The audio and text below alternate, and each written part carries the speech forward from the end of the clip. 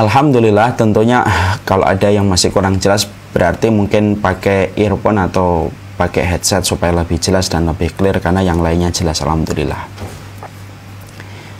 Alhamdulillah, tentunya kita pada kesempatan pagi ini kita senang sekali kita berjumpa kembali dengan Majelis Taklim Khadijah dan seluruh para santri dan para santriwati untuk melanjutkan kajian kitab kita membahas tentang bagaimana keluarga yang bisa memberikan kebaikan dan keberkahan dalam urusan kita.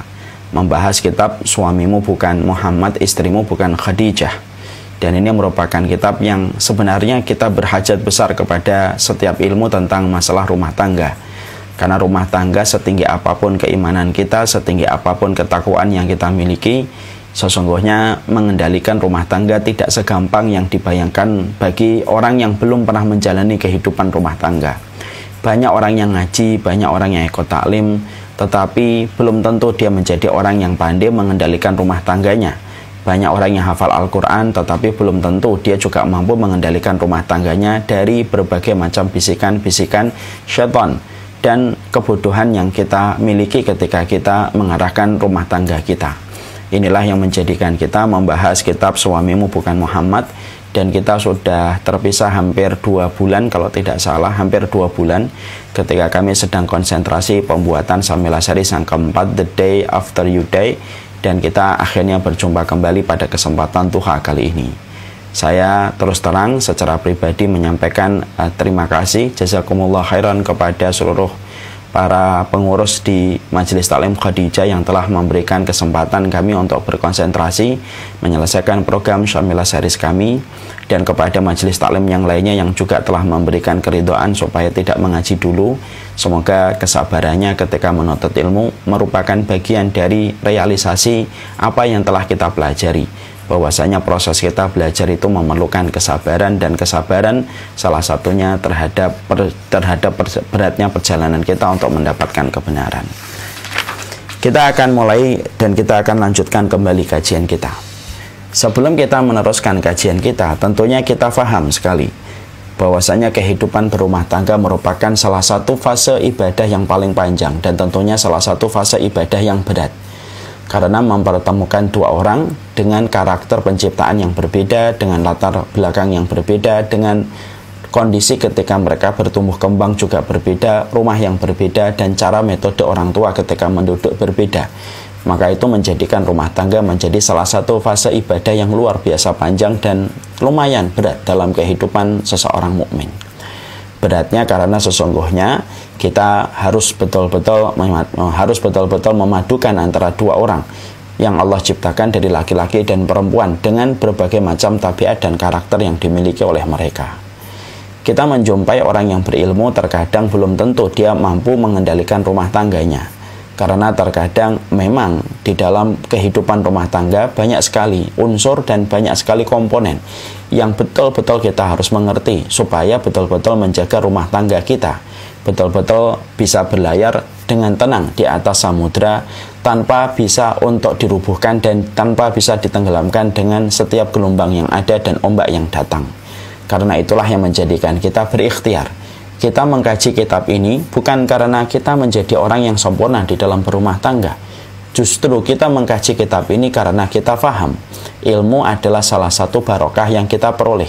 Ilmu merupakan salah satu hal yang kita ingin dapatkan supaya Allah menolong rumah tangga kita ketika kita mengembalikan rumah tangga kita kepada apa yang dinasihatkan oleh Allah dan Rasul-Nya. Karena yang kita khawatirkan bukan hanya perbuatan kemaksiatan, bukan hanya perbuatan dosa, tetapi yang kita khawatirkan adalah ketika perpisahan itu bisa menjadi solusi di antara orang yang sudah menikah. Dan itu merupakan sesuatu yang kita khawatirkan bisa menimpa kepada siapapun walaupun berumah tangga sudah selama puluhan tahun. Dan inilah yang kemudian kita ingin untuk mengambil sebuah evaluasi dan ibrah dalam kehidupan kita dan rumah tangga kita. Saya mendapati banyak ulama yang mengatakan bahwasanya banyak ulama yang mereka juga melewati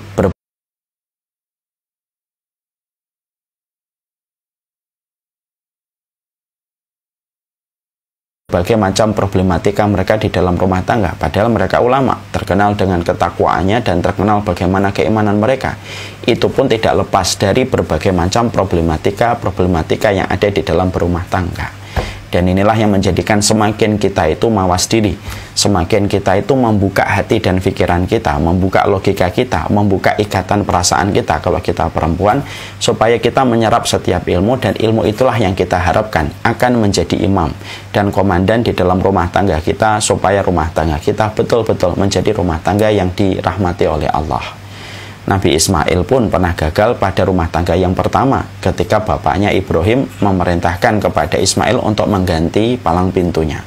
Ada beberapa sahabat yang mereka juga berpisah dan bercerai di dalam kehidupan berumah tangga mereka. Kita dapati ada banyak orang di sekitar kita yang kehidupannya tampak tenang, rumah tangganya berjalan sudah puluhan tahun, tapi akhirnya kejadian tragis pun terjadi ketika mereka akhirnya berpisah. Walaupun pernikahan itu sudah 50, sudah 20 tahun, sudah 25 tahun. Padahal kalau kita lihat, apalagi sih yang tidak bisa disamakan setelah 20-25 tahun. Tapi ternyata fakta yang terjadi adalah banyak orang yang sudah menikah melebihi angka 20-25 pun akhirnya berpisah. Dan ini bukan menjadikan kita merasa lebih baik ketika kita belum berpisah atau tidak berpisah. Tapi kejadian-kejadian yang ada di sekitar kita menjadikan kita berpikir keras dan kita mengambil pelajaran. Maka kita meminta tolong kepada Allah supaya Allah menolong kita dengan apa yang kita pelajari dari kitab yang akan kita bahas secara runut satu persatu, supaya dengan apa yang kita pelajari menjadi keberkahan dalam kehidupan kita berumah tangga. Karena yang menurunkan ketenangan itu Allah. Huwallazi anzala sakinata fi qulubil mu'minin liyazdadu imanan ma'a imanihim. Allah yang menyampaikan, Allah lah yang menurunkan ketenangan di dalam hati setiap orang yang beriman. Berarti yang menurunkan ketenangan di dalam kehidupan suami dan istri Allah.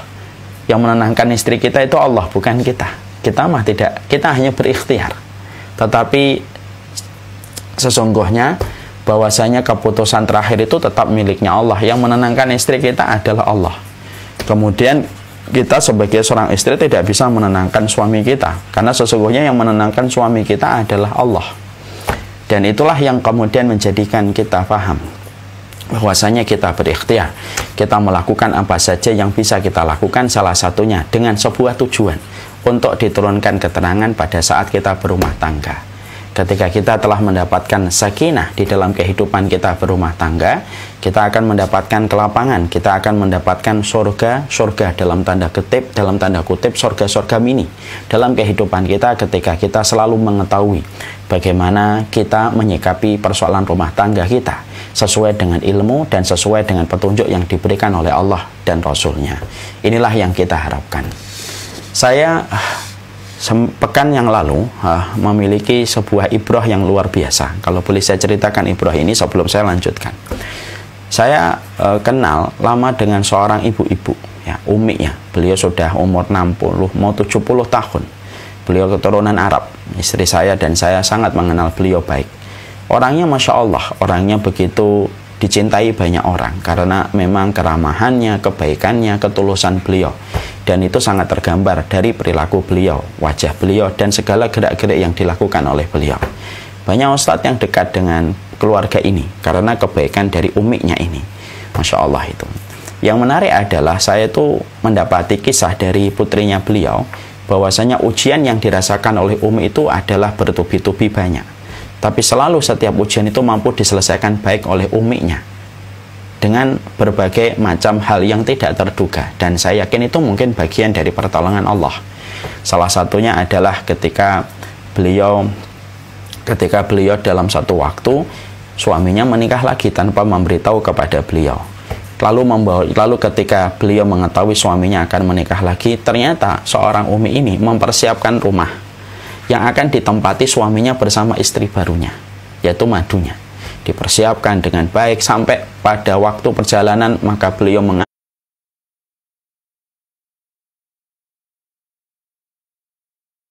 beliau kemudian merawat madunya dengan baik. Padahal pada saat itu beliau tidak diberitahu proses pernikahan itu. Kemudian pada saat qadarullah madunya sakit keras sampai akhirnya menyebabkan wafatnya madunya beliau, maka beliaulah yang merawatnya. Beliau merawat madunya itu dengan begitu baik sampai akhirnya madu itu atau istri kedua dari suaminya itu meninggal dunia. Bukan hanya itu saja, selang tidak lama setelah itu suaminya pun ikut meninggal dunia. Anak-anak dari keluarga suami dengan istri yang kedua itu anak-anaknya sekarang ikut kepada Umi. Dan itu salah satu di antara penggalan episode kisah nyata yang terjadi pada kehidupan beliau. Tapi walaupun ujiannya bertubi-tubi, Umi ini tidak pernah kelihatan bagaimana kesedihan di wajahnya, selalu bergembira, ketulusan terpancar di wajahnya, dan ketulusan itu sesuatu yang sebenarnya tidak bisa dibuat-buat. Saya pernah kemudian ngobrol dengan beliau, Umi, apa sih rahasianya dalam kehidupan ini supaya betul-betul masalah itu mampu kita selesaikan satu persatu, sampai Umi bisa semacam itu? Maka beliau kemudian menjawab, Ustadz, yang saya tahu hidup itu pengabdian kita sama Allah, insyaallah. Pengabdian itulah yang selalu saya pegang. Saya tanya, ya, saya menempatkan diri saya sebagai seorang cucu atau seorang anak untuk beliau. Apakah Umi tidak merasa lelah? Apakah Umi tidak merasa letih? Oh, lelah Ustaz, letih Ustaz. Tapi kan kata Ustaz, biarlah di dunia kita lelah, biarlah kita di dunia letih, supaya istirahatnya itu nyaman nanti dalam kehidupan di akhirat. Kalau kita tidak lelah, nanti nikmatnya istirahat tidak kita dapatkan. Masya Allah ya. Ada peristiwa hal yang penting. Saya tidak mengomentari peristiwa poligami suaminya beliau. Bukan itu yang menjadi titik perhatian kita. Tetapi yang menjadi fokus perhatian kita dan titik perhatian kita adalah bagaimana beliau mampu untuk melewati setiap ombak dan gelombang yang beliau hadapi di dalam berumah tangga puluhan tahun bersama dengan suaminya, sampai mendapati masalah yang cukup berat ketika suaminya akhirnya menikah kembali. Tetapi dengan ketulusan beliau justru dia merawat istri madu atau istri kedua suaminya, madunya, dengan baik, dan kemudian bahkan menata rumah supaya menjadi tempat tinggal untuk suaminya dan istri yang kedua. Bahkan ketika madunya dalam kondisi sakit, beliau memberikan ketulusan. Dan suaminya pun kemudian tidak pernah suaminya pun kemudian betul-betul sayang kepada Umi ini sampai akhirnya beliau meninggal dunia, dan saya yakin insya Allah beliau ridho kepada istrinya. Nah, inilah perkara yang menjadikan kita paham. Inilah part-part penting yang terkadang kita butuhkan untuk menjadikan booster kita di dalam kehidupan kita berumah tangga. Karena kehidupan berumah tangga pun, kalaupun tidak ada setan, maka pada dasarnya memadukan antara dua orang dengan karakter penciptaan laki-laki dan perempuan yang berbeda, dengan pendidikan yang berbeda, gaya berbicara yang berbeda, itu sebenarnya sudah berat. Terlebih lagi ketika ada setan, terlebih lagi ketika setan selalu berusaha untuk memisahkan dua orang yang sudah dipertemukan karena Allah. Ditambah lagi dengan hawa nafsu, ditambah lagi dengan kelalaian kita selaku manusia, ditambah lagi dengan kebutuhan-kebutuhan yang sering kita lakukan di dalam kita berumah tangga. Dan itulah yang menjadikan kita semakin besar, kita ini membutuhkan hajat supaya kita mendapatkan ketenangan dan pertolongan di dalam kita berumah tangga. Dan ketenangan itu miliknya Allah. Dan salah satunya, kenapa kita mengkaji kitab ini? Supaya kita memantaskan diri kita untuk mendapatkan ketenangan di dalam kita berumah tangga. Ketika kita selaku praktisi di dalam berumah tangga, betul-betul kita membuka hati kita untuk menerima setiap nasihat yang disampaikan Allah dan Rasulnya, supaya dengan itu menjadi sebab Allah menenangkan hati kita. Allah menenangkan hati kita dari berbagai macam gejolak. Allah menenangkan hati istri kita dari berbagai macam gejolak ketika kemudian kita di dalam berumah tangga. Nah, inilah yang menjadikan kita membahas kitab Suamimu Bukan Muhammad, Istrimu Bukan Khadijah.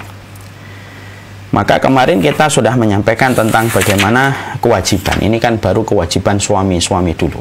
Ya, karena salah satu di antara hal terindah supaya bisa memberikan keluarga kita menjadi keluarga qurrata ayun itu apa? Jangan membebankan syarat yang banyak kalau kita belum memenuhi kewajiban kita sebagai seorang suami atau seorang istri.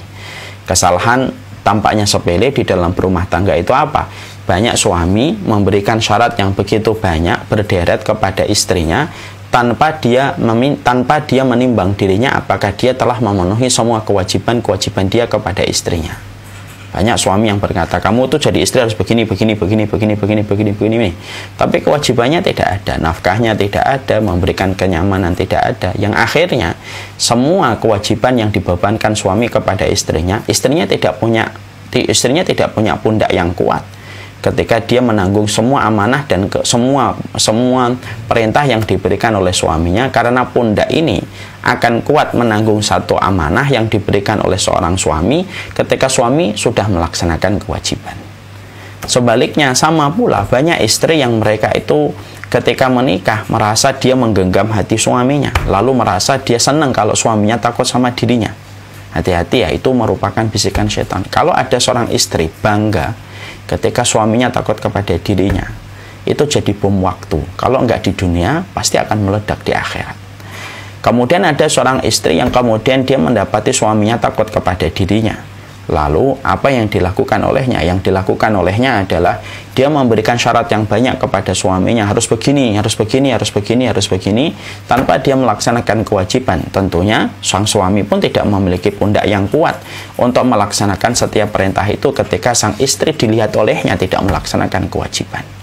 Nah, inilah pentingnya bagi kita untuk mengetahui apa sih kewajiban seorang suami, apa kewajiban seorang istri yang harus betul-betul dilakukan, yang betul-betul harus dikerjakan, diketahui, dilakukan, supaya ketika kita sudah melaksanakan kewajiban, maka istri kita dan maka suami kita akan merespon terhadap kewajiban-kewajiban yang telah kita tunaikan dan telah kita kerjakan, untuk menjadikan supaya makhluk rumah tangga kita tidak oleng ketika sama-sama mengevaluasi kekurangan dan mengevaluasi kewajiban yang belum dia lakukan dan belum dia penuhi.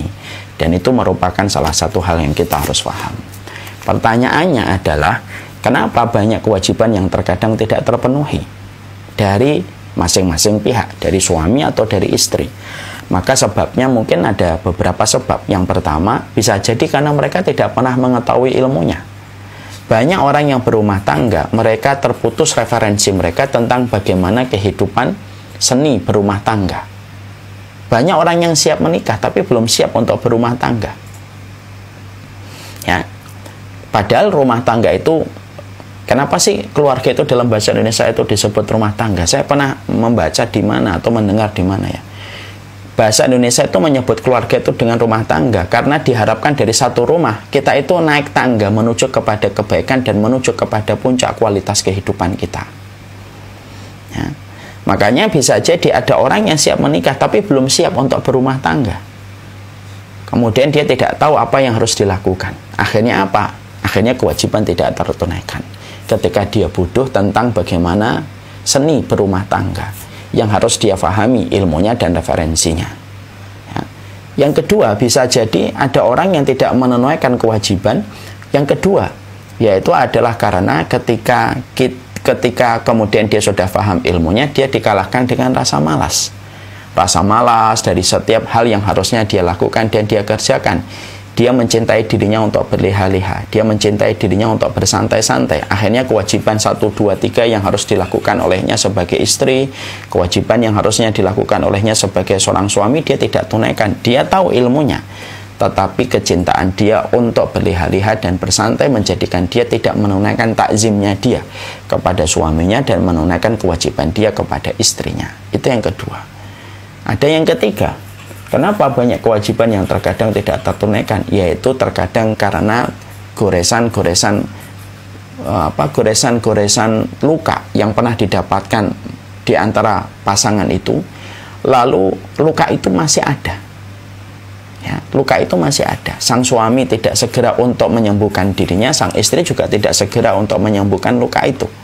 Padahal kita harus paham ya, terkadang kehidupan berumah tangga terkadang tidak lepas dari unsur menyakiti perkataan. Yang mana itu datang bukan dari fitrahnya pasangan suami istri, tapi terkadang itu keluar dari tunggangan setan ketika setan menjadi penumpang gelap di setiap perkataan yang keluar dari seorang suami dan istri ketika mereka lagi bertengkar. Suami istri itu pada dasarnya di dalam hati mereka saling mencintai. Tapi ketika mereka terlibat cekcok dan pertengkaran, mereka terkadang tidak sadar perkataan mereka diseret oleh setan. Dan kata para ulama, setan itu sering menjadi penumpang gelap. Setan itu sering sekali menjadi penumpang gelap dalam setiap kata yang disampaikan oleh seorang suami. Dan tidak lupas juga bahwasanya setan itu sering menjadi penumpang gelap di balik setiap perkataan yang disampaikan oleh seorang istri. Makanya istri kemudian menganggap bahwasanya sang suami begini, sang istri kemudian menganggap sang suami menganggap istrinya begini. tanpa disadari bahwasanya itu bukan sesuatu yang fitrah keluar dari hati mereka, tapi sebenarnya itu merupakan bagian dari pintarnya setan mengatur strategi, mengeluarkan kata-kata itu lalu menunggangi dan menjadi penumpang gelap di kata-kata itu, supaya akhirnya ketika sudah menoreh luka itu dirawat. Luka itu dirawat, bukan untuk disembuhkan, tapi justru dirawat, dibiarkan. Tidak diberikan udzur, tidak diberikan alasan kenapa sampai kejadian itu terjadi, dan terjadilah apa yang terjadi. Oleng di dalam makhluk rumah tangga ketika kewajiban akhirnya urung dilakukan karena luka itu masih segar dirawatnya dan tidak segera disembuhkan. Nah, itulah yang menjadikan kita akhirnya paham ya. Kita tentunya ingin tahu apa sih kewajiban yang harus kita tunaikan, supaya kita jangan sampai terputus referensi kita tentang kehidupan kita berumah tangga. Karena rumah tangga adalah tangga menuju kepada kualitas kehidupan kita. Ya, dan itu kualitas kehidupan kita dimulai dengan kita mengetahui kewajiban-kewajiban yang harus kita tunaikan. Kita akan membuka pada halaman yang ke-9 ya. Kemarin kita telah menyampaikan kewajiban bagaimana seorang suami, yaitu adalah memberikan nafkah halal yang terbaik untuk istrinya dan keluarganya. Kemudian di sini disampaikan, yaitu Nabi membangunkan Ali dan Fatimah untuk sholat, dan pastikan anak istri mendirikan sholat. Inilah salah satu di antara kewajiban kita di dalam kehidupan kita berumah tangga, adalah bagaimana setiap suami mereka diberikan kewajiban oleh Allah, karena mereka telah dinobatkan menjadi panglima di dalam kehidupan rumah tangga, dan dia menjadi kapten di dalam kehidupan berumah tangga. Maka salah satu kewajiban adalah tidak membiarkan istrinya, anak-anaknya tidur sampai melewatkan waktu sholat, tetapi mereka senantiasa menjadi suami siaga. Setiap panggilan sholat maka dia mengkondisikan anak-anaknya dan mengkondisikan istrinya untuk melaksanakan sholat. Sebagaimana sebaliknya tentunya, walaupun kewajiban ini tetap dibebankan yang paling besar kepada seorang suami. Tentunya kita paham bahwasanya kehidupan kita di dalam sholat itu adalah kehidupan yang besar, karena kehidupan sholat adalah kehidupan yang bukan masalah kecil, tetapi merupakan masalah yang agung. Lauduyatis sholatu fama siwa lama siwaha adya. Karena sesungguhnya dalam kaidah sholat kita harus paham, kalaulah ada manusia kok mereka sudah meremehkan sholat, kata Umar bin Khattab, pasti urusan selain sholat akan lebih mereka remehkan, kalau kemudian urusan sholat pun sudah mereka remehkan. Makanya salah satu di antara hal terpenting ketika seorang suami dia telah menghalalkan seorang perempuan di dalam makhluk pernikahan mereka, maka urusan sholat itu jangan sampai menjadi sesuatu yang biasa, tapi ini menjadi sesuatu yang penting dan menghiasi kehidupan mereka di dalam berumah tangga dengan saling menasihati untuk melaksanakan sholat. Makanya Bapak dan Ibu tahu kan, apa sunnahnya kita kalau baru pertama kali menikah? Kita ini kalau baru pertama kali menikah, sunnahnya untuk melaksanakan sholat sunnah 2 rakaat setelah terjadinya ijab qabul. Jadi setelah ijab qabul, dicium kening istrinya, lalu berdoa, Allahumma inni as'aluka khairaha wa khaira ma jabaltaha 'alaiha wa a'udzubika min syarriha wa syarri ma jabaltaha 'alaiha. Kemudian kita melaksanakan sholat 2 rakaat. Dan di antara makna ada sholat sunnah 2 rakaat setelah terjadi ijab qabul, artinya adalah mengajarkan kepada kita bahwasanya keseimbangan dan keharmonisan kita di dalam berumah tangga, salah satunya pasaknya itu di dalam urusan sholat. Kalau urusan sholat sudah tercabut, lalu kemudian tidak dilaksanakan dengan benar sebagaimana perintah yang Allah berikan dan Rasulullah contohkan, maka ibarat pasak ini, ibarat kemudian bumi tidak ada pasaknya yang nanti pasti akan oleng. Makanya gunung dijadikan oleh Allah sebagai pasak. Pasak kita di dalam berumah tangga itu adalah dengan kita memperhatikan kehidupan sholat. Dan itu dibebankan kepada seorang laki-laki untuk senantiasa memperhatikan urusan sholatnya. Mari kita perhatikan. Satu malam, di dalam buku ini disampaikan, satu malam Nabi mendatangi rumah putrinya, Fatimah. Beliau membangunkan Fatimah dan Ali agar mengerjakan sholat malam. Wahai anakku, bangunlah sejenak untuk sholat malam. Setelah itu beliau kembali lagi ke rumahnya Fatimah dan Ali. Setelah beliau mengerjakan sholat, ternyata Ali dan Fatimah tertidur kembali. Ya, artinya Ali dan Fatimah rasa ngantuknya menjadikan mereka tertidur kembali. Maka kemudian setelah itu Rasulullah datang kembali dan berkata, bangunlah kalian dan kerjakanlah sholat. Keduanya pun bangun mengusap matanya. Lalu Ali berkata, kami sholat yang wajib aja ya Rasulullah. Jika Allah menghendaki pasti kami bangun. Ya, maka pada saat dijawab sama menantunya Ali bin Abi Thalib radhiyallahu anhu, maka Rasulullah menyindir dengan membacakan satu firman Allah, wa kanal insanu aktsara syai'in jadala. Memang manusia itu punya fitrah untuk banyak membantah. Jadi ini merupakan sebuah dalil bahwasanya Rasulullah menjalankan salah satu fungsinya beliau, yaitu adalah beliau betul-betul berupaya untuk membangunkan keluarganya dalam urusan sholat, menjaga setiap ritmenya bagaimana keluarganya senantiasa terjaga di dalam sholatnya. Dan ini juga harus kita lakukan setiap waktunya, bersama dengan anak-anak kita, bersama dengan istri kita perhatikan. Bahkan salah satu di antara hal yang kita lakukan kalau terdengar adzan, yang kita pikirkan juga anak. Jangan hanya berpikir kepada diri kita, anak kita. Karena kalau pasak-pasak ini sudah diperhatikan dengan benar, maka olengnya sebuah makhluk rumah tangga yang bisa terjadi ketika ada ombak dan gelombang yang bisa datang dengan angin yang besar, maka ketika paksanya kuat itu, maka pancangnya itu kalau tiangnya kuat, maka kemudian olengnya itu tidak akan menjadikan rubuh ketika sholatnya diperhatikan. Makanya kemudian sampai kita mendapati wasta'inu bisabri wassalah. Mintalah tolong kepada Allah dengan sabar dan sholat. Berarti sholat itu bukan hanya gerakan ketika kita takbiratul ihram.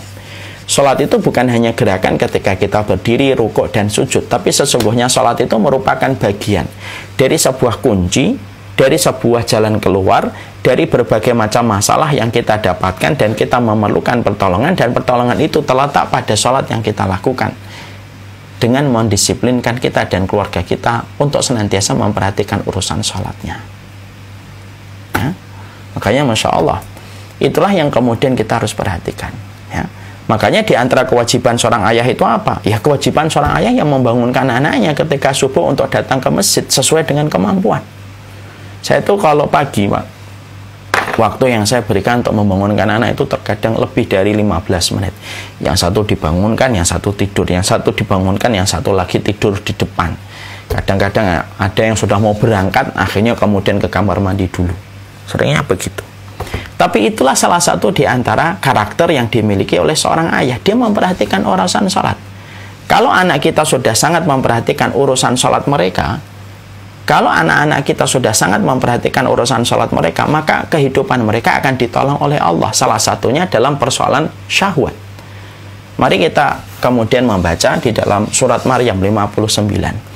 Allah menyampaikan kepada kita, فَخَلَفَ مِنْ بَعْدِهِمْ خَلْفٌ أَضَاعُوا الصَّلَاةَ وَاتَّبَعُوا الشَّهَوَاتِ. Surat Maryam 59. فَخَلَفَ مِنْ بَعْدِهِمْ خَلْفٌ أَضَاعُوا الصَّلَاةَ وَاتَّبَعُوا الشَّهَوَاتِ.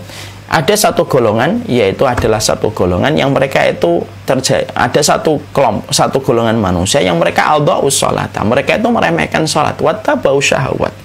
Dan akhirnya kalau sudah meremehkan sholat itu wattaba'u syahwat, mereka pasti mengikuti syahwat. Karena kalau urusan sholat ini sudah berantakan ketika anak-anak kita tidak kita disiplinkan dalam masalah sholat, maka akibat terdekat dari orang yang sudah meremehkan sholat ketika orang tuanya tidak berperan besar di dalam mengatur dan mendisiplinkan anak mereka di dalam urusan sholat itu apa?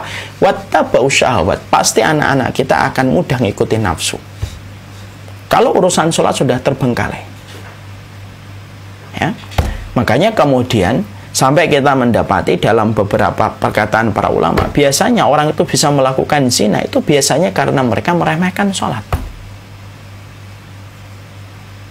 Hampir pelaku zina, hampir di atas 50% itu karena mereka itu adha'us sholat dulu. Jadi Allah menyebutkan adha'us sholata, perhatikan surat Maryam 59, yaitu adalah adha'us sholata. Di situ disebutkan adha'us sholat, ngeremehkan sholat. Lalu kata setelah adha'us sholat itu apa? Wattaba'us syahwat. Mereka pasti ngikutin syahwat. Makanya saya pernah berjumpa dengan jamaah yang beliau sampai kemudian melakukan perzinahan. Lalu kemudian ketika salah satu, saya pernah membaca korelasi antara zina dengan meremehkan sholat. Saya tanya, maaf Pak, dulu pas masih melakukan zina diperhatikan nggak sholatnya itu Ustaz? Saya tidak pernah rapi, berantakan sholat saya. Makanya betul bahwasanya urusan sholat itu urusan yang besar. Dalam urusan syahwat pengendaliannya itu ketika dibantu dengan urusan sholat. Ya, Makanya inilah fungsinya. Bagaimana kemudian kita membiasakan dalam kehidupan kita bersama dengan anak-anak kita. Tugasnya seorang suami itu mendisiplinkan pasak ini, supaya betul-betul pasak ini itu betul-betul menancapkan kepada kestabilan kita di dalam berumah tangga. Karena apa? Meminta tolong dalam kehidupan rumah tangga kita itu ya dengan sholat. Makanya banyak para ulama yang mereka ketika mereka melihat anak-anak mereka, lalu mereka bercita-cita anak-anak mereka itu taat, yang mereka lakukan itu memperbanyak sholat-sholatnya dan memperbanyak sholat sunnahnya. Salah satunya Sa'id bin Musayyib, ya, kalau tidak salah beliau mertuanya salah satu ulama gitu. Bahkan kemudian kita mendapati sampai para ulama itu mereka memperbanyak sholat. Ketika ada Sa'id bin Musayyib ini memperbanyak sholat sunnahnya, sampai anaknya berkata, 5 aksar tafis sholat. Kenapa banyak banget sholatnya, wahai Abi? Diam ya nak, aku sholat ini supaya kamu itu menjadi orang yang taat. Karena memang pertolongan kita di dalam berumah tangga itu ya salah satunya melalui sholat ini. Dan Rasulullah memperhatikan urusan sholat. Makanya Nabi sampai masuk ke rumahnya Ali dan Fatimah untuk membangunkan Ali dan Fatimah untuk sholat. Dan ini diperhatikan. Seorang suami itu harus nanya dan tidak pernah bosan. Dan yang ditanya tidak boleh suudon. Kenapa sih sholat ditanya terus? Nggak usah gitu. Lebih baik kita bersyukur kita mendapatkan suami yang nanya sudah sholat atau belum. Itu jauh lebih baik daripada kita tidak mendapatkan seorang suami yang pernah bertanya tentang urusan sholat kita. Anak-anak pun juga sama, diperhatikan urusan sholatnya. Mulai dibiasakan kalau adzan, kemudian gamis-gamis sudah digantung, kemudian kalau sudah adzan dipakein, bawa mereka ke masjid. Karena itu merupakan salah satu di antara pintu yang paling terbuka bagaimana Allah akan menurunkan pertolongan untuk anak-anak kita dan keluarga kita. Ketika urusan sholat itu menjadi sesuatu yang kita agungkan, sebagaimana sholat diagungkan oleh Allah. Ini urusan konektivitas kita dengan Allah itu, koneksi kita dengan Allah itu ya dengan sholat. Makanya kita menjumpai ibunya Imam Ahmad. Ibunya Imam Ahmad itu sampai rela setiap sebelum subuh, dia sudah bangun, dia membangunkan anaknya. Dia gendong anaknya dan dia sholatkan sholat subuhnya di masjid.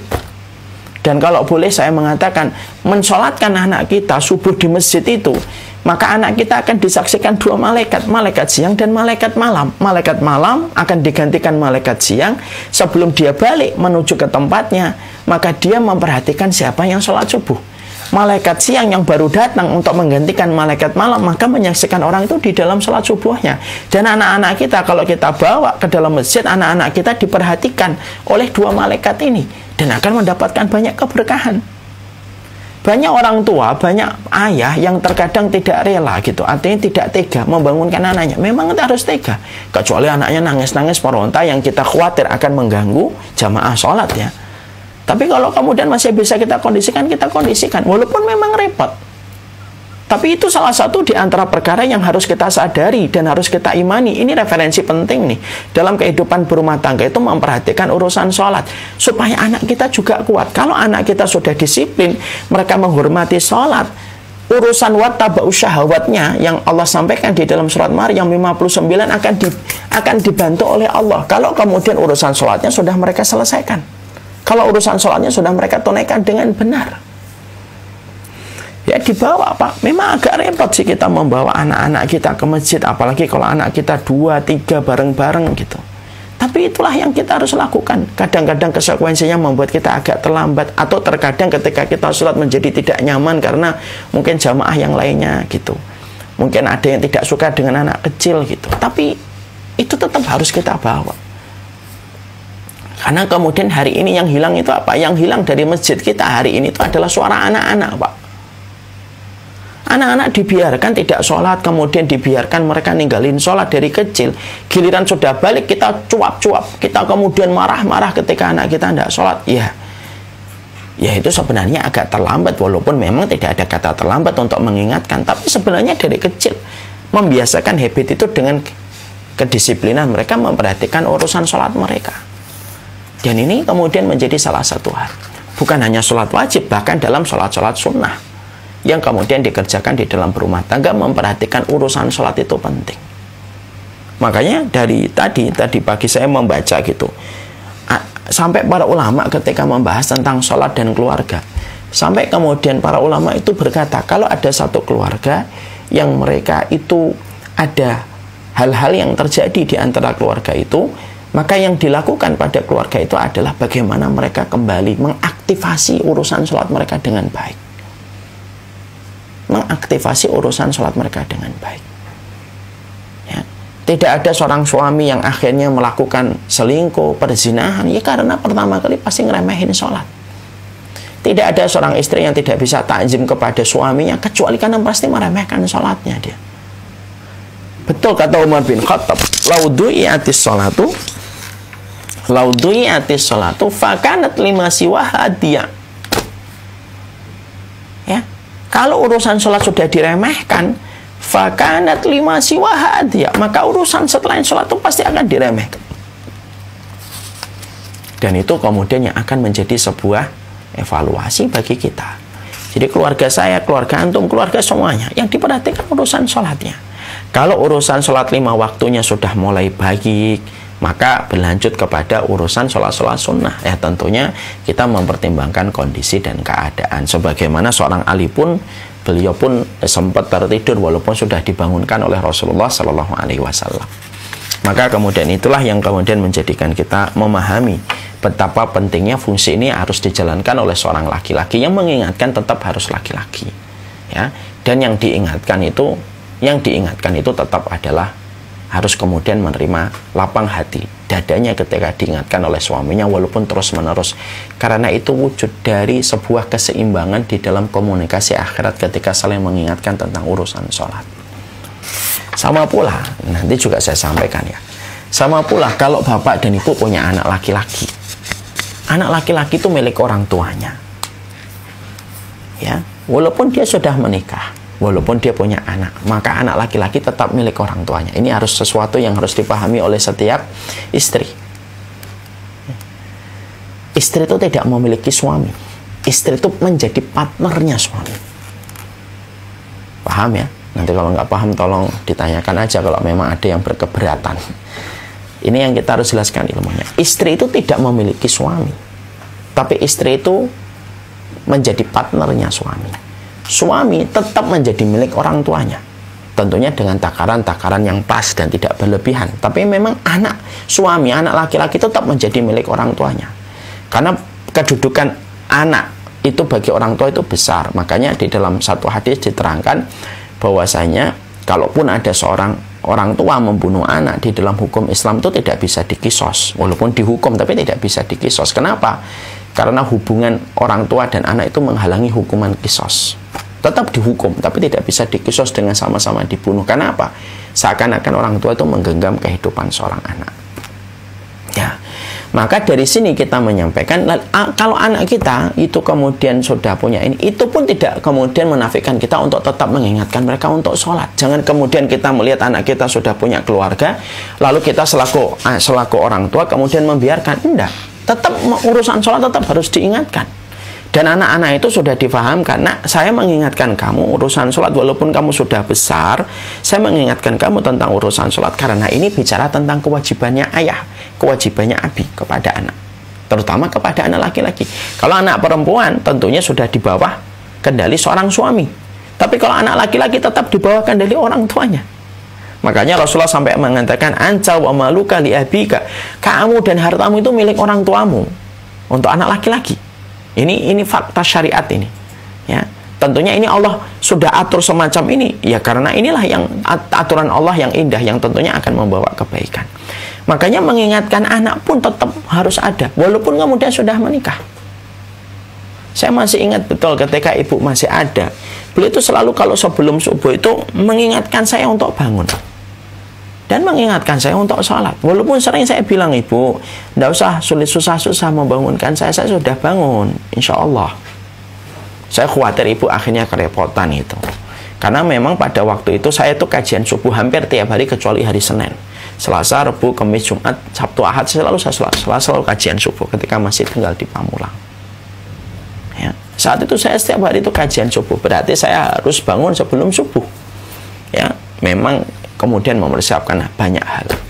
Ibu saya itu tetap nelpon Ketika saya nyampaikan, ibu nggak usah kemudian ini ibu kalau kerepotan nggak usah nelfon, nggak usah nelfon kalau memang ibu repot, nggak apa-apa nak. Masalah kamu bangun dan tidak bangun itu urusan kamu dengan Allah. Tapi urusan ibu adalah mengingatkan kamu tentang sholat. Itu saya masih ingat perkataan beliau. Karena inilah masalah yang harus dijaga. Jadi kemudian inilah yang menjadikan akhirnya banyak seorang suami yang mereka itu mampu menyediakan rumah yang baik, mampu menyediakan pakaian yang baik, mampu menyediakan konsumsi yang baik, tapi belum tentu dia menjadi seorang pemimpin yang bisa mengarahkan seluruh pasukannya untuk berada pada trek sholat yang benar. Makanya inilah yang menjadikan kita terus memperhatikan urusan sholat. Dan harusnya memang urusan sholat itu yang memegang kendalinya adalah seorang suami. Makanya kalau kendali ini sudah tidak dipegang suami lalu memegang istri, ya tidak apa-apa, barokah untuk istrinya. Tapi dosa bagi seorang suami, dan akhirnya apa? Fitrah keluarga ini hilang, karena harusnya yang mengendalikan dan mengarahkan keluarga itu pada urusan sholat itu seorang suami. Itu adalah urusan seorang suami, sebagaimana Nabi Shallallahu Alaihi Wasallam di dalam riwayat yang baru saja kita baca dalam tafsir Imam Ibnu Katsir. Ya. Jadi ini yang menjadikan kita memperhatikan. Berarti urusan kualitas kita di dalam berkeluarga dimulai dari urusan sholat. Kalau urusan sholat wajibnya sudah terpenuhi, dilanjutkan pada sholat-sholat sunnah. Dan itulah yang akan menjadikan kita diberikan pertolongan oleh Allah, sebagaimana yang Allah firmankan, wasta'inu bisabri wassalah. Wasta'inu bisabri wassalah. Ajak anak-anak kita itu ke masjid. Jangan sampai anak-anak kita tidak pernah ke masjid. Jangan sampai anak-anak kita tidak pernah bersentuhan kelingking kakinya dengan kelingking kaki kita, Pak, di dalam sholat, Pak. Itu yang kita harus kemudian pahami. Ya. Anak saya itu contohnya kayak Ja'far, kayak Basam itu. Itu kalau dia beda shaf itu dia nggak mau dia.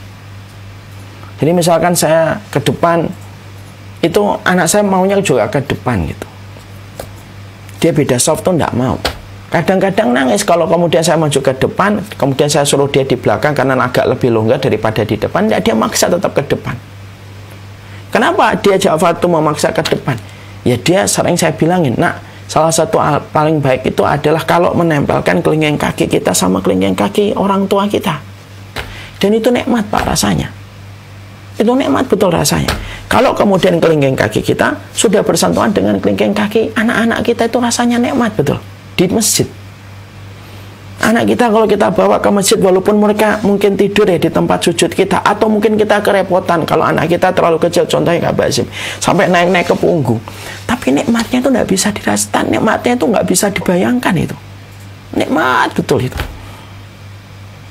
Makanya saya paham gitu, kenapa Rasulullah SAW itu sampai ketika beliau sudah sepuh, umurnya sudah mau 60 tahun, beliau itu masih gendong Hasan dan Husain itu pergi ke masjid itu. Walaupun akhirnya bermain-main di atas punggungnya Rasulullah. Sampai pernah menahan sujudnya Rasulullah itu lama gitu. Kemudian sujudnya Rasulullah itu lama betul. Karena beliau tidak ingin untuk menyelesaikan permainannya Hasan di atas punggungnya beliau ketika beliau sedang sujud. Itu semua bagian yang kemudian Rasulullah itu pengen menyampaikan kepada kita tidak langsung. Sholat dengan anak kita itu nikmat yang luar biasa di masjid. Demi Allah itu, nikmat betul itu. Apalagi kalau kelingking kaki kita sudah ketemu dengan kelingking kaki teman anak kita, itu nikmat betul. Anak kita sholat gitu.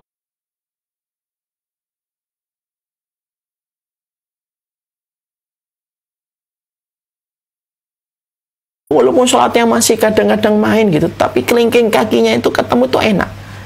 Banyak bapak, saya tidak merendahkan, semua Allah yang mengetahui ketakwaan kita, tapi banyak seorang bapak itu tidak pernah menempelkan kelingking kakinya dengan kelingking kaki anaknya. Tidak pernah bawa kemudian ke masjid, tidak pernah menempelkan kelingking kakinya dengan kelingking kaki anaknya. Anaknya tidak pernah tahu bagaimana datang ke masjid bersama dengan bapaknya. Bahkan maaf ya, sampai urusan sholat Jumat pun banyak anak yang mereka tidak tahu bagaimana sholat Jumat yang benar, karena orang tuanya tidak pernah menyampaikan bagaimana fikih tentang sholat Jumat yang benar kepada sang anak. Trouble ini, masalah ini. Kalaupun kemudian akhirnya ada yang berkata, Ustadz saya punya tetangga tidak pernah mengingatkan sholat, tapi kehidupan berumah tangganya baik-baik saja. Itu yang malah kita khawatirkan. Kok berbuat salah, kok baik? Itu berarti kemudian lebih mengkhawatirkan. Sama dengan sebuah contoh yang kayak gini saja. Ada seorang peminum khamr. Ada orang yang minum khamr. Sekali, satu kali, dua kali dia meneguk khamr, dia muntah-muntah. Ada lagi yang kedua, ada orang yang minum khamr sampai 10 botol dia nggak muntah-muntah. Mana yang paling bahaya? Yang paling bahaya bukan yang pertama, yang paling bahaya yang kedua. Yang 10 botol dia tidak muntah-muntah. Kenapa? Dia akan terus minum karena dia tidak pernah muntah-muntah. Tapi kalau ada orang yang kemudian baru minum 1 teguk, 2 teguk, kemudian dia langsung muntah, itu lebih baik. Kenapa? Setiap dia akan minum, dia berpikir lagi, nanti saya muntah-muntah lagi kayak kemarin. Sama, kalau ada satu keluarga kok meninggalkan satu kewajiban agung yang sudah disepakati para ulama, urusan sholat itu sepakat para ulama, tidak ada khilaf. Bagaimana urusan sholat itu harus diletakkan di dalam berumah tangga dan menjadi pasak dalam kehidupan berumah tangga. Kalau kemudian sampai ada orang yang mereka tidak memperhatikan urusan sholatnya, kemudian tidak pernah mengarahkan sholat anak-anaknya, tidak pernah menempelkan kelingking kakinya dengan kelingking anaknya di dalam sholat, kok rumah tangga itu baik-baik aja, berarti itu berbahaya. Kenapa? Mereka akan terus melakukan kekurangan-kekurangan itu sampai mereka tidak pernah merasa bahwasanya itu kesalahan di dalam berumah tangga ketika mereka tidak pernah memperhatikan dan mengagungkan urusan sholat. Nah, inilah yang kemudian menjadikan kita paham. Ya, inilah pentingnya kita di dalam urusan ini memperhatikan urusan sholat kita. Maka kemudian dikatakan oleh Syekh Ali Khusairi, sholat itu mengajarkan anak istri untuk disiplin dalam waktu. Dahulu orang soleh itu berkata, sukses itu memiliki 1000 pintu. Ya. Maka kemudian Allah pilihkan pintu sukses bagi umatnya Muhammad itu melalui pintu sholat. Ya, sukses itu memiliki banyak pintu kedisiplinan. Ya, orang Yahudi punya ajaran mendisiplinkan umatnya semua agama. Dan Allah, zat yang berhak untuk kita sembah, memilihkan pintu sholat itu menjadi pintu kesuksesan untuk umatnya Rasulullah dengan pintu sholat. Maka kemudian, dan ini merupakan tanda seorang suami yang mencintai istrinya adalah urusan ketika dia memperhatikan sholatnya. Jadi kalau ada orang kok sampai dia mencintai istrinya tapi dia tidak pernah memperdulikan sholat istrinya, maka pada dasarnya cintanya hanya bertahan di permukaan rasa, tapi tidak menghujam pada hati dan jiwanya.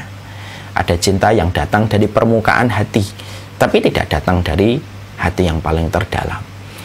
Cinta yang datang dari permukaan hati hanyalah cinta untuk memuaskan rasa. Tapi cinta yang datang dari hati yang paling dalam adalah cinta yang mengarahkan bagaimana kebaikan di dunia dan di akhirat kita. Wassalamualaikum warahmatullahi wabarakatuh. Ini yang dapat kita sampaikan. Kita berarti membahas salah satu kewajiban seorang suami adalah bagaimana mereka senantiasa memperhatikan kedisiplinan anak-anak mereka dan istri mereka di dalam urusan sholat. Wassalamualaikum warahmatullahi wabarakatuh. Saya serahkan kembali kepada Majelis Ta'lim Khadijah.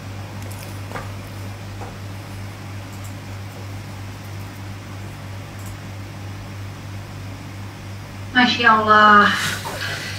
Jazakallahu khair Ustadz atas ilmunya, barakallahu fiik. Baik, ikhwafillah, jika ada pertanyaan silakan langsung menuliskan di kolom chat, atau jika ingin bertanya langsung dengan Ustadz bisa langsung raise hand. Silahkan.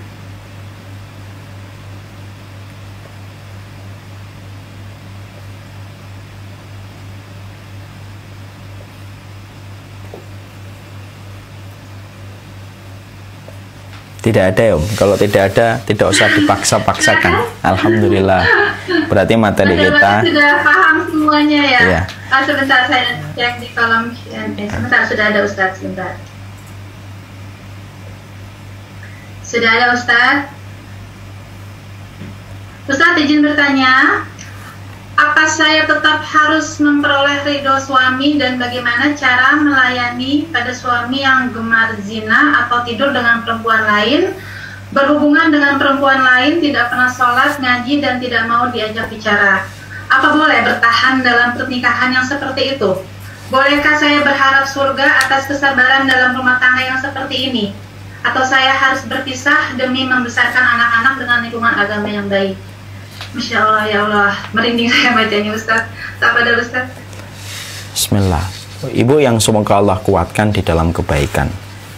Sebagian besar para ulama mengatakan kalau kita mendapati pasangan kita sudah terjatuh pada perzinahan yang dia tidak ada komitmen untuk bertaubat dan terus mengulangi perzinahannya, lalu juga tidak melaksanakan sholat, maka berpisah itu jauh lebih baik. Kalau memang kondisinya sudah seburuk ini. Saya nggak ngerti ya apakah kondisinya seburuk ini ya, karena terkadang kalau mendengarkan problematika satu keluarga itu kita harus mendengarkan dari dua sisi.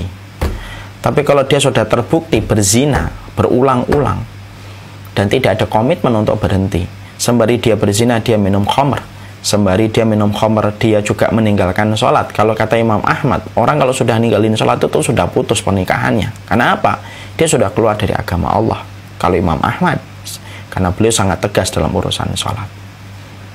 Ya, makanya kalau sudah semacam ini menjaga kesucian sebagai seorang wanita mukminah itu penting, supaya wanita mukminah ini kemudian mereka tidak bersandingkan dengan laki-laki pezina. Dan kapan seseorang itu disebut pezina?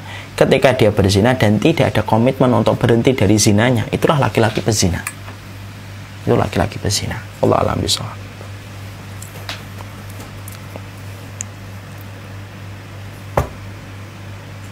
Insya Allah. Selanjutnya Ustaz.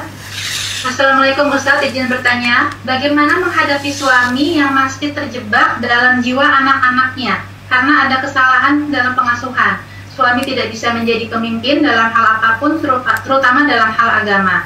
Di satu sisi istri terus berusaha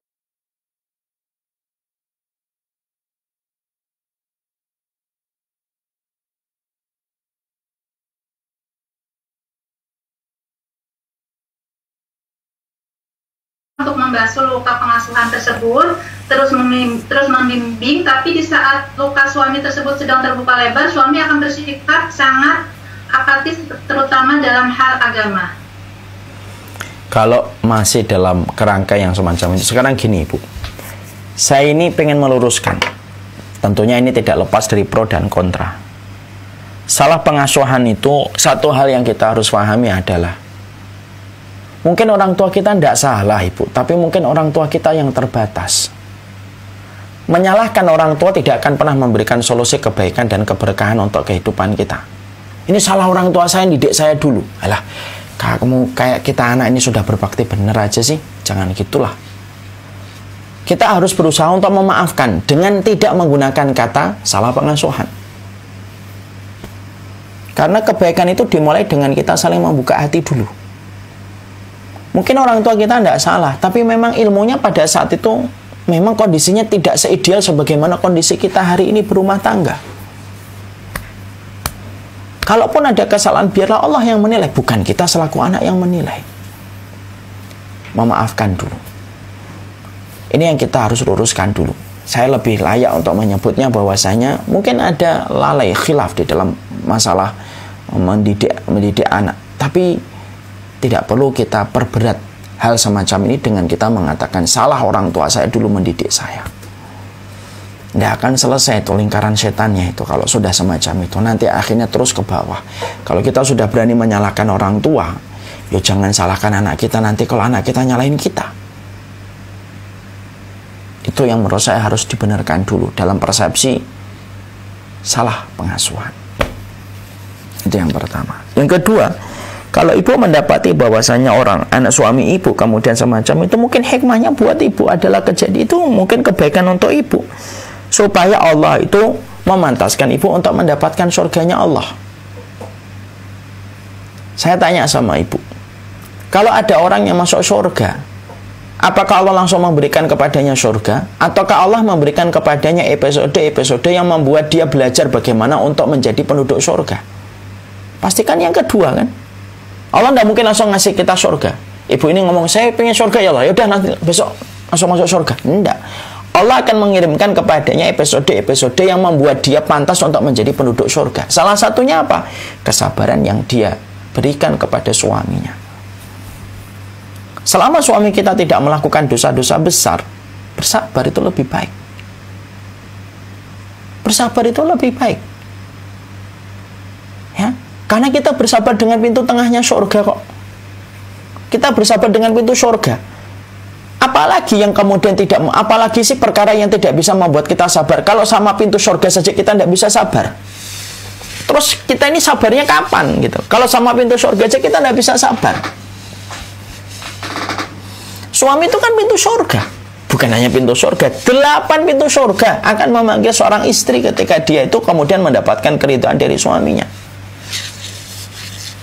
Kalau ada seorang istri yang kemudian dia tidak sabar dengan kekurangan suaminya, selama suaminya tidak melakukan dosa-dosa besar dan tidak ada komitmen untuk bertobat, kita ingat aja, kalau sama pintu surga kamu tidak sabar, terus kamu sabarnya yo kapan dalam hidup itu? Menurut saya itu lebih baik. Wallahu a'lam bishawab. Astagfirullahaladzim, aduh, terasa tertampar-tampar saya, Ustaz. Iya Ibu, betul nggak Ibu? Betul nggak Ibu? Ibu, ya kan? Kalau Ibu misalkan tidak sabar sama pintu surga, ya kan? Kalau kita nggak sabar sama pintu surga kita, terus kapan kita akan belajar sabar? Makanya kan selalu saya sampaikan kan, sabar sama suami itu merupakan sabar yang harus mengharapkan ridhonya Allah. Jangan mengharapkan ridho suami. Suami itu tetap manusia biasa, mengecewakan, kadang menyakitkan, kadang perilakunya tidak sesuai dengan ekspektasi dan harapan kita. Ya itulah seorang suami. Sebagaimana seorang suami juga mungkin juga memiliki pandangan yang sama terhadap istrinya. Tapi kebaikan seorang istri kepada suaminya, balasannya cash dan kontan oleh Allah. Ya. Karena kalau kita diberikan seorang suami yang baik banget dalam segala hal, mungkin kita itu, mungkin Allah tahu, Allah pasti tahu nih, kalau saya berikan dia seorang suami yang baik benar kepada dia, mungkin syukurnya tidak sepadan dengan kebaikan yang aku berikan kepadanya melalui suami. Ada orang-orang yang Allah lihat, ini kalau diberikan suami yang baik malah kurang bersyukur. Akhirnya dijadikan kadang-kadang pasangan kita kurang baik supaya kita layak mendapatkan surganya Allah dengan kita bersabar. Kan takdir Allah nggak ada yang salah kan? Takdir Allah itu kan nggak ada yang salah gitu. Kenapa sih suami saya kok nggak baik? Kenapa istri saya kok nggak baik banget gitu? Kenapa suami saya kok nggak baik banget? Mungkin kalau kita dikasih pasangan yang baik banget, syukur kita ini mungkin kemudian syukur kita ini tidak akan pernah bisa mengimbangi kebaikan pasangan kita. Yang tentunya kalau kita kurang bersyukur kan jilatan api neraka yang akan menyeret. Allah kadang-kadang tidak berikan. Kenapa Allah tidak berikan kepada kita pasangan yang super duper baik? Karena Allah tahu, kamu kalau diberikan kelapangan justru kurang bersyukur. Allah berikan cobaan. Malah justru dengan cobaan gitu yang menjadikan kita semakin dekat sama Allah. Bukankah seorang istri ketika dia mendapati suaminya belum sesuai dengan harapan, dia berdoa kepada Allah, dia merintih kepada Allah? Sebagaimana seorang suami ketika dia mendapati istrinya mengecewakan dirinya, bukankah dia mulai belajar lagi bahwasanya sandaran hidup dia itu hanya kepada Allah, bukan kepada istri? Semua itu pasti terjadi dengan hikmah. Allah a'lam bishawab. Masya Allah. Berikutnya Ustaz. Assalamualaikum warahmatullahi wabarakatuh. Ustaz, anak saya usia 9 tahun. Setiap diingatkan untuk sholat isya, dia selalu ingin melaksanakannya di sepertiga malam dan ingin melakukan sholat tahajud setelah sholat isya tersebut. Apa boleh melakukan sholat isya di sepertiga malam untuk melatih anak sholat tahajud? Boleh, tidak apa-apa. Sebagian para ulama mengatakan waktu isya sampai waktu subuh. Sebagian para ulama mengatakan semacam itu. Sebagian para ulama mengatakan bahwasanya sholat isya itu sampai jam 1. Tapi ini khilaf di antara para ulama. Wallahu a'lam bishawab. Baik Ustaz, selanjutnya Assalamualaikum Ustaz, mohon penjelasannya. Bagaimana dengan kondisi keluarga yang qadarullah mengharuskan suami bekerja jauh dari keluarganya? Waktu bersama dengan keluarga lebih sedikit dibandingkan dengan waktu menjemput rezekinya. Meskipun selama di rumah, suami selalu mengingatkan dan menegakkan sholat kepada istri dan anak-anaknya, sehingga istri menjadi pengganti saat suami tidak di rumah. Bagaimana hukum terhadap suami tersebut, Ustaz? Suami itu tentunya dia sudah melaksanakan kewajiban, karena memang ada tanggung jawab ma'isyah yang harus dia selesaikan. Mungkin cara untuk membangun komunikasinya adalah dengan telepon. Kan sekarang sudah banyak teknologi. Maka dipergunakan teknologi itu untuk membantu semaksimal mungkin. Untuk membantu semaksimal mungkin bagaimana mengarahkan keluarganya di dalam kebaikan. Wallahu a'lam bishawab. Berikutnya Ustaz, Afwan, kalau suami tidak mau membangunkan anak-anaknya dan memanggil anak-anaknya untuk sholat, itu bagaimana hukumnya? Yang kedua, ada pekerja di rumah, apa kita juga harus ingatkan sholatnya? Misalkan ketika zuhur, asar, kita harus bertanya kepada seperti kita mengingatkan anak-anak. Dan untuk pekerja di kantor, bawahan suami, apakah tetap menjadi tanggung jawab suami untuk sholat bawahan-bawahannya tersebut, gitu Ustaz? Ya, kalau kemudian kita mendapati seorang suami belum mampu untuk membangunkan anaknya ketika sholat, mungkin karena suami kita belum paham ilmunya. Kasih udzur lah kepada suami itu. Mungkin dia belum paham. Mungkin kajian ini Ibu download, nanti kita akan share di YouTube misalkan, kemudian didengarkan bareng-bareng. Itu salah satu cara yang bisa kita lakukan. Karena orang belum mampu untuk melakukan, kan tadi saya menyampaikan, ada kewajiban yang kadang tidak tertunaikan, itu kan ada 3. Kadang dia belum paham ilmunya. Kadang dia memang males. Ya, karena memang kadang-kadang repot, Bu, ngajak anak ke masjid itu repot emang. Ya. Tapi repotnya itu nikmat sebenarnya. Bener deh, nikmat betul. Saya tuh ngomong sama istri saya. 2 momen yang selalu saya ingat betul. Nikmatnya itu apa? 2. Ketika membawa anak ke masjid, yang kedua ketika nganter mereka. Itu 2 momen yang paling nikmat itu, dan yang paling saya rindukan kalau pas lagi tidak di rumah. Ya mungkin bisa jadi belum paham, nanti diajarkan. Bagaimana kalau ada di rumah kita ada pembantu, ada yang lainnya gitu ya, kita ingatkan walaupun tidak sesering sebagaimana kita mengingatkan anak-anak kita. Tapi kita harus mengingatkan betul di dalam kebaikan. Karena perintah sholat itu bagian dari hal yang kita harus saling menasihati di dalam urusan sholat. Wallahu a'lam bishawab. Selanjutnya Ustaz. Yang terakhir ya perihal, masih banyak ini pertanyaannya Ustaz. Iya, setengah 12. Iya. Iya, baik Ustaz. Izin bertanya, untuk pemberian nafkah, jika istri merasa kurang atas pemberian nafkah dari suami, apakah istri yang memutuskan untuk bekerja tanpa izin suami itu bagaimana Ustaz? Nah, itu ada pembahasan nanti kita berikutnya, di mana kalau suami kita itu sudah kerja tapi hartanya cuma segitu, atau kemudian suami kita kerja dapatnya banyak tapi dia pelit. Nanti kita akan jelaskan dalam pembahasan kita berikutnya insya Allah. Baik, berarti sudah cukup ya Ustaz? Sekolah khair umum. Ntar lagi masalahnya adzan zuhurnya sudah maju. Iya, nanti selalu teman-teman pertanyaannya kita akan catat. Kalau misalkan ada waktu, nanti kita bisa tanyakan kembali kepada Ustaz. Syukran jazakumullah khair teman-teman atas partisipasinya kepada kelas kita siang hari ini. Semoga Ustaz dan keluarga selalu diberikan kesehatan, selalu dalam lindungan Allah Subhanahu wa taala. Amin amin ya rabbal alamin. Ini juga ada di live IG-nya Alhamdulillah. Oh iya. Iya, jadi baik Ustaz. Baik. Ustaz, mohon untuk memimpin doa penutup. Semoga Allah berikan kepada kita anugerah anak-anak yang solih, keturunan-keturunan yang saling memahami kita, diberikan kesabaran dalam setiap urusan kehidupan kita. Jangan pernah lelah berdoa untuk meminta keberkahan kepada keluarga kita. Jangan pernah letih meminta qurrata ayun untuk suami, istri, dan anak-anak kita. Wassalamualaikum warahmatullahi wabarakatuh. Ini yang dapat kami sampaikan. Jazakumullah khair.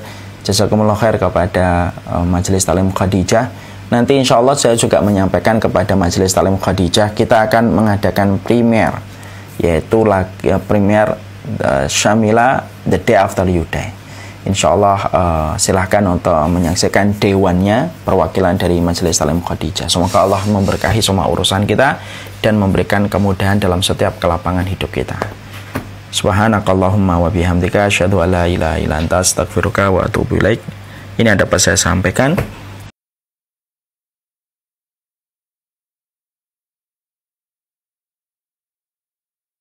Saya mohon pamit. Masya Allah. Baik Ustaz, jazakallah khair. Baik teman-teman, akhir kata saya Nur Hasanah selaku MC. Mohon maaf apabila ada perkataan yang tidak berkenan. Kami dari tim Khadijah dan Ustadz mohon undur diri. Wabillahi taufiq wabillahi hidayah. Wassalamualaikum warahmatullahi wabarakatuh. Waalaikumsalam warahmatullahi wabarakatuh. Pamit semuanya.